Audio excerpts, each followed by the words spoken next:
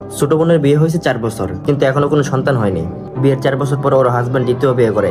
তখন বোনটা ফোন করে আমাকে অনেক কেঁদেছে। তার একটাই কথা ছিল যে আমি যেন তাকে শ্বশুরবাড়ি নামক নরক থেকে বের করে নিয়ে যাই। তখন আমি তাকে আরো উল্টে ধমকেছি, বলছি তোর স্বামীর কি দোষ? 4 বছর হয়েছে, আর কত অপেক্ষা করবে? তোর স্বামীরও তো মন চাই বাবা হতে। আমার এইসব কথা শুনে ইঞ্জিন ফোন রেখে দিয়েছে। সে আর দ্বিতীয়বার ফোন করেনি। আমি মাঝে মাঝে কল করলে সে ফোন ধরেছে, কিন্তু কোনো সমস্যার কথা বা কোনো অভিযোগ করেনি। হয়তো অভিমান করেছে, হয়তো বুঝে গেছে যে ওর ভাই ওর মতোই অসহায়হীন। তারপর একবার ওর বাড়িতে গেলাম, অফিসের এক কলিগের কাছ থেকে 1000 টাকা ধার নিয়ে 2 মিষ্টি নিয়ে। আমাকে দেখে আমার বোনের ইঞ্জিনের শাশুড়ি মুখ কালো করে রইলো আর বললো, এসব কম দানের জিনিস আমরা খাই না। আমি যেন যাওয়ার সময় এগুলো ফেরত নিয়ে যাই। এত অপমানিত হয়েছিলাম সেদিন, মন চাইছিল মাটির ভিতরে চলে যাই। তারপরও সব অপমান ঝেড়ে দিয়ে জিজ্ঞেস করলাম, রিমঝিম কই? আমার এই কথা শুনে রিমঝিনের শাশুড়ি দ্বিগুণ মুখ কালো করে বলল, রিমঝিন আবার কি? এসব ছোট লোক মার্কা নাম আমার সামনে নেবে না। এদের নাম কামের কিছুরই ঠিক নেই। আমি তখন ছোট গলায় বললাম, আসলে ছোটবেলায় ডাকতাম তো। আমার সারা শব্দ পাওয়ার পর রিমঝিন নিজেই উঠানো হলো। ওকে দেখার পর আমার শরীর কেঁপে উঠেছে। একই দশা হয়েছে আমার বোনটার। দুধে আলতার মতো গায়ের রং ছিল, আর এখন কাঠ কয়লার মতো হয়ে গেছে। খেতেও দেয় না বোধহয় ঠিক মতো। তখন রিমঝিন বলল, ভাইয়া ভিতরে আসো। দরজার দিকে পা বাড়াতে দেখলাম একটা মেয়ে বাচ্চা কুলে নিয়ে দরজার সামনে দাঁড়িয়ে আছে।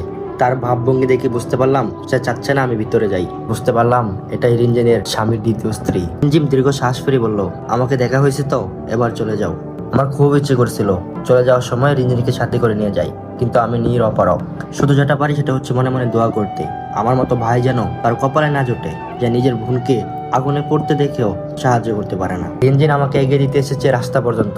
দেখলাম সে ভালো করে হাঁটতেও পারছে না, তার পায়ের মাঝে অনেকটা কাটার দাগ রয়েছে এখনো। আমি জিজ্ঞেস করলাম, তোর পায়ে কি হয়েছে? রিমঝিন তখন হেসে উত্তর দিল, তেমন কিছু না, আমার সতীন বডিটা সরে মেরেছে। ওর ছেলের দুধ জাল দিতে দেরি হয়েছে বলে। এটা শোনার পর আমার বুকটা তখন সেট করে উঠছিল। বললাম, তোর বর কিছু বলে না? রিমঝিন আবার হেসে বলল, কে আমার বর? আমি তো এই বাড়ির কাজের লোক। গরম পানি ছুঁড়ে মারা, গায়ে চা ঢেলে দেওয়া, জারো মারা, এগুলো হচ্ছে আমার নিত্যদিনের রুটিন। আমি বহু কষ্টে চোখের পানি আড়াল করলাম আর বললাম, মিলেমিশে থাকিস, ঝগড়া করিস না। রিমঝিন হঠাৎ ওনার ঘিট খুলে কয়েকটা জীর্ণ নোট আমার হাতে দিল আর বলল, মিষ্টি তো ধার করে এনেছ আমি জানি, এখানে 300 টাকার মতো হবে। আমি কিছু বলবো তার আগেই রিমঝিন ঘুরিয়ে ঘুরিয়ে চলে গেল। এটাই ছিল শেষ দেখা। তারপর 6টা বছর ওর সাথে দেখা হয়নি। ওদের বাড়ি যেতেই আমার সাহসী গুলাতো না।